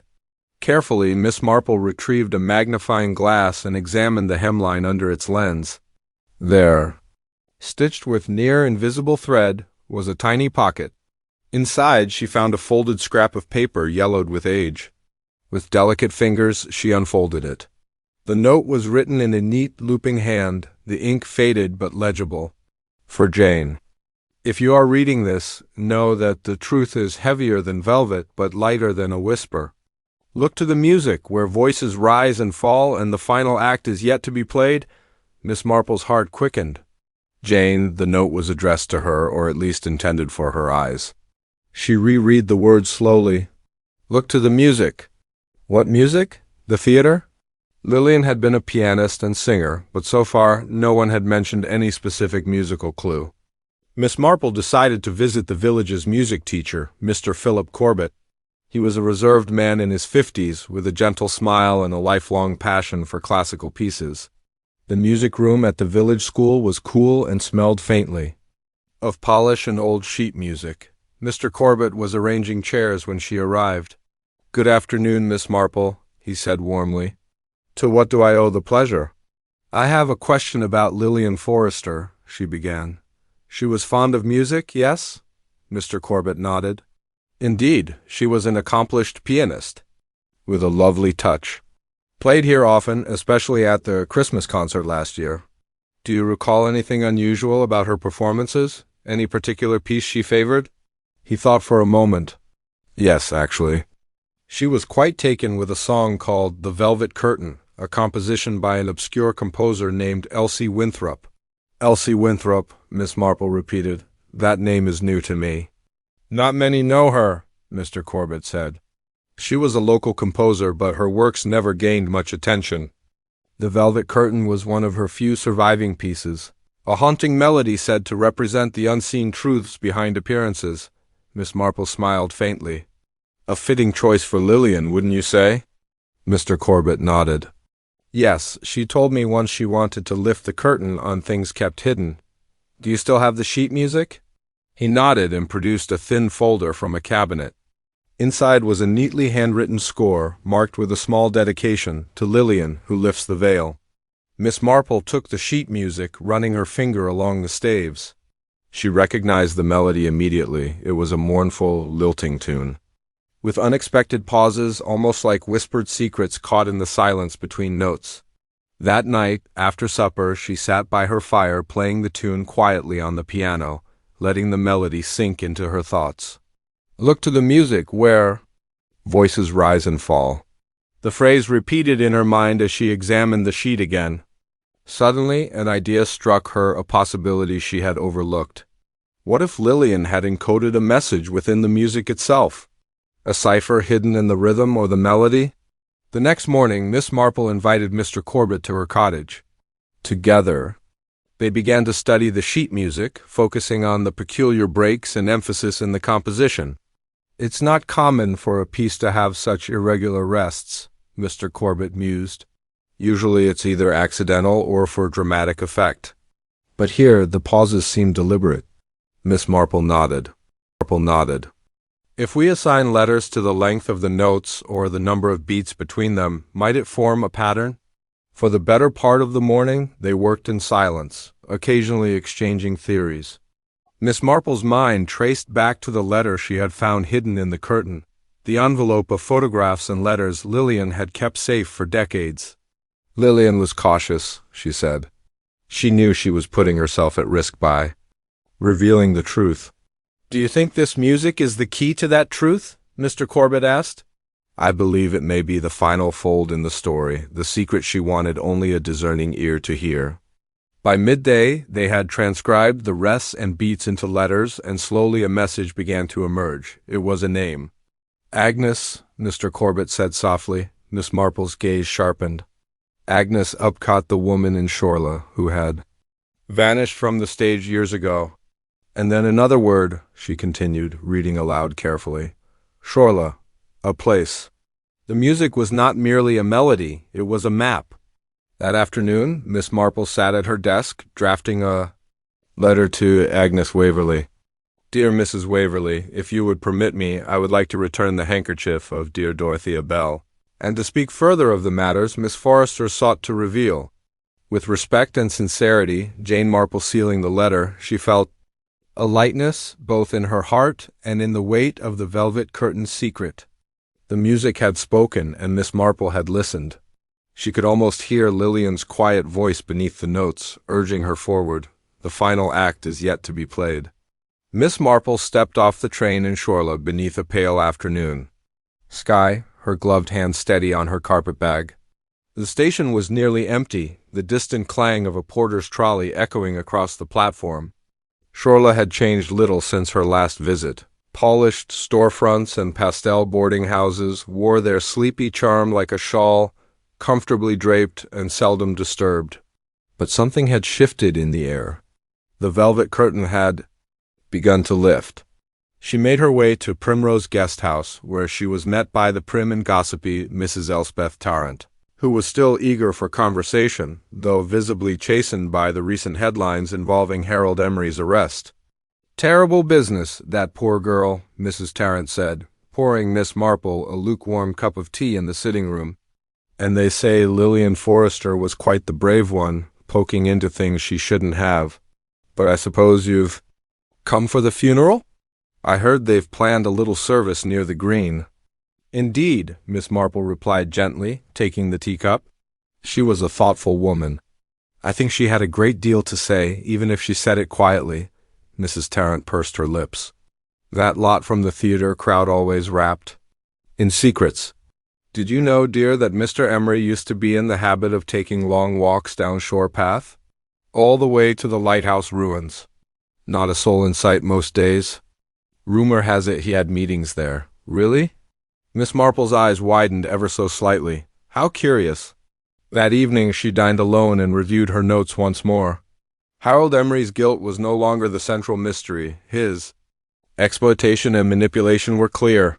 But someone else had pulled at the threads, too. Lillian's coded message had led to Agnes, and Agnes had once been Dorothea Bell's closest friend and confidant. There were two stories, one in Shorley, one in Fernley, and both were bound together by the folds of the velvet curtain. The next morning, Miss Marple arrived at Agnes Waverley's cottage with her letter in hand and the handkerchief folded neatly in her bag. Agnes answered the door in a simple gray cardigan, her hair pulled into a careful bun. Her face, though aged, held the unmistakable structure of a woman once accustomed to lights and costumes. Behind her the house smelled of lavender and polished wood.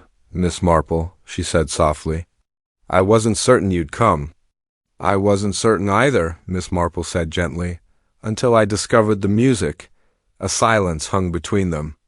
Then Agnes stepped aside. Inside, Miss Marple handed her the handkerchief. Agnes took it in trembling fingers and clutched it to her chest. Her eyes welled, but she remained composed. You were close to Dorothea, Miss Marple said, settling across from her. Agnes nodded. She was my shadow, and I hers. We toured together, sang together, until he came. Harold Emery? No. Agnes looked away. Not Harold? The other one? The quiet one? The one no one ever suspected? Miss Marple tilted her head. You don't mean Mr. Emery? Agnes gave a small, humorless laugh. Oh, he was a brute and a bully, but he didn't kill her, Miss Marple.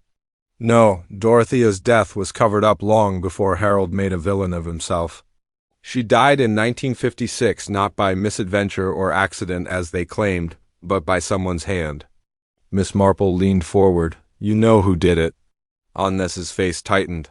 I suspected, but I never knew, not for certain. Dorothea was afraid. I remember her last night. She played that song again and again, that haunting piece by Elsie Winthrop, The Velvet Curtain. I found her crying. She said something dreadful had happened and that someone would come for her, but she never told me who. Why did you change your name?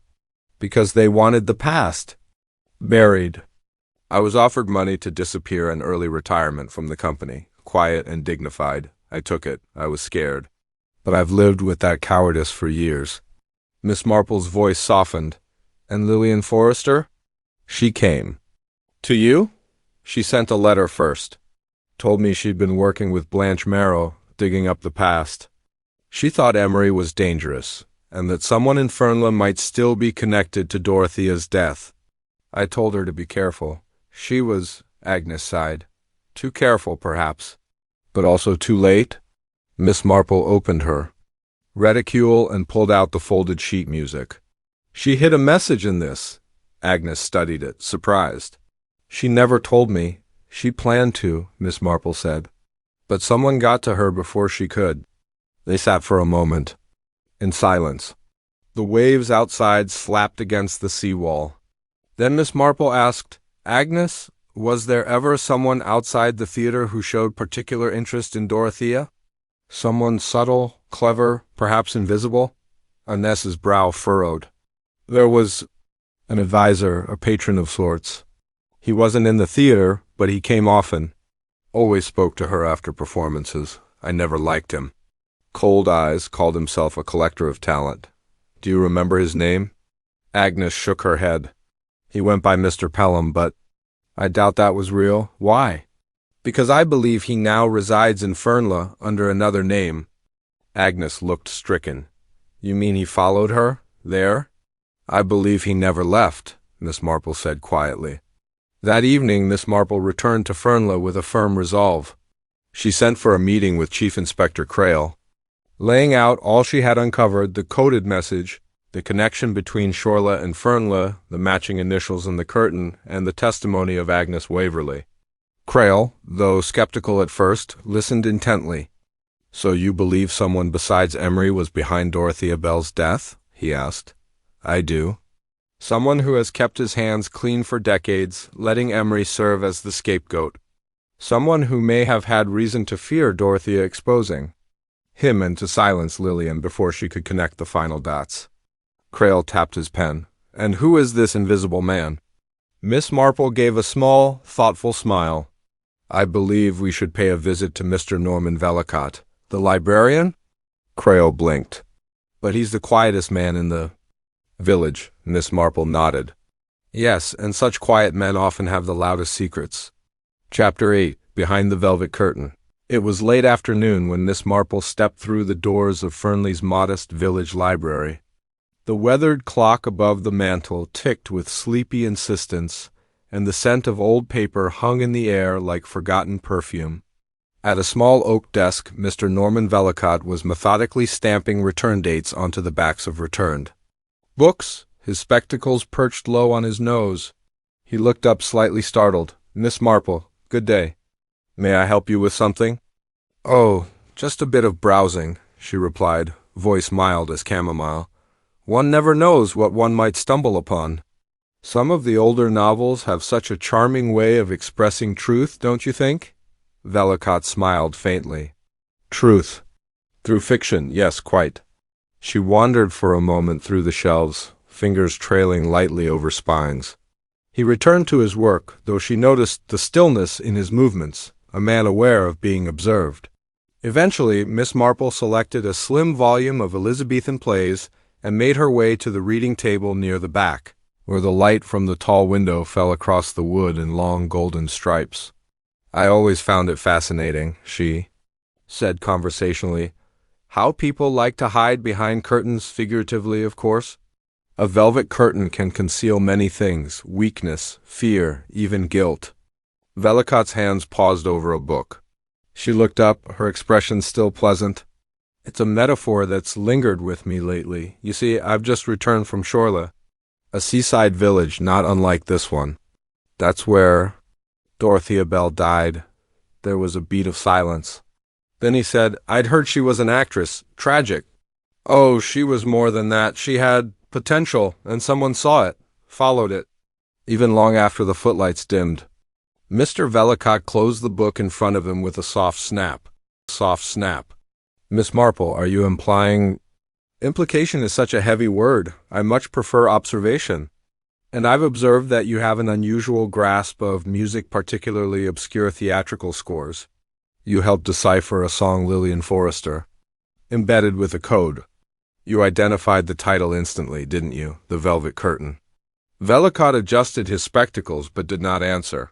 Miss Marple continued, her tone gentle, almost sympathetic.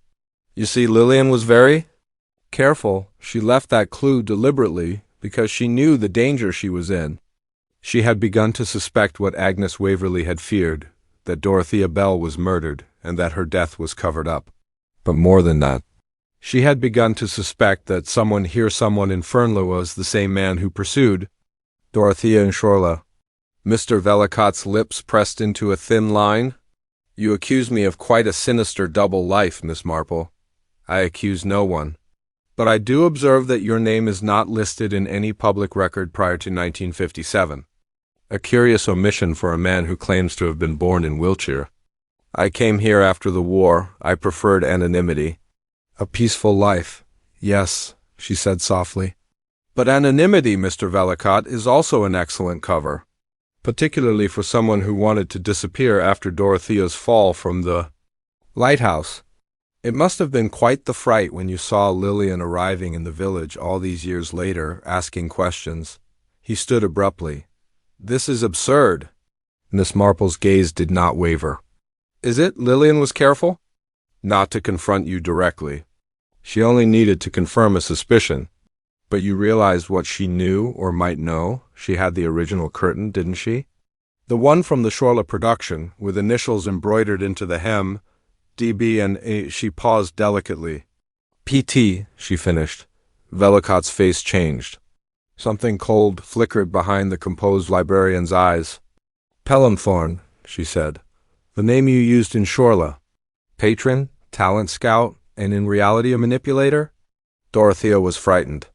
She had confided in Agnes Waverley that she was going to expose what you'd done, that she had letters, perhaps evidence, but before she could, she fell. "I didn't kill her," he said, voice quiet. "No," Miss Marple said. "You didn't push her, but you were there, and you didn't stop it." A breath shivered in the stillness. "She threatened to ruin you," she continued. "So you did what you've always done, you withdrew behind the curtain. You let the narrative form around someone else. Emery. And now, when Lillian drew too close, you let the same pattern play out again?" There was a long pause. Then, for the first time, Vellacott spoke in a tone that was not carefully modulated. "I told her not to press," he murmured. "I told her. I warned her that some stories should stay buried, but she kept digging. I only meant to frighten her." "You visited her that night," Miss Marple said, "in the theater. She had just come from Shorla and placed the embroidered curtain inside the prop trunk. You followed her. You confronted her." "She tripped," he said. "I didn't lay a hand on her. She stepped back and the trunk fell. It was an accident," Miss Marple finished. "Yes, but one that served your purposes too conveniently." From the doorway, Chief Inspector Crail stepped into view. He had arrived moments earlier, just as Miss Marple began her conversation. Now he approached, having heard all he needed. "Mr. Vellacott, or should I say Mr. Thorne, would you come with us, please?" Crail asked firmly. There was no protest, no outburst. Only a soft nod and a faint tremor in Vellacott's hands as he allowed himself to be led away. He glanced once over his shoulder at Miss Marple, as though hoping to see pity there, but her expression was unreadable.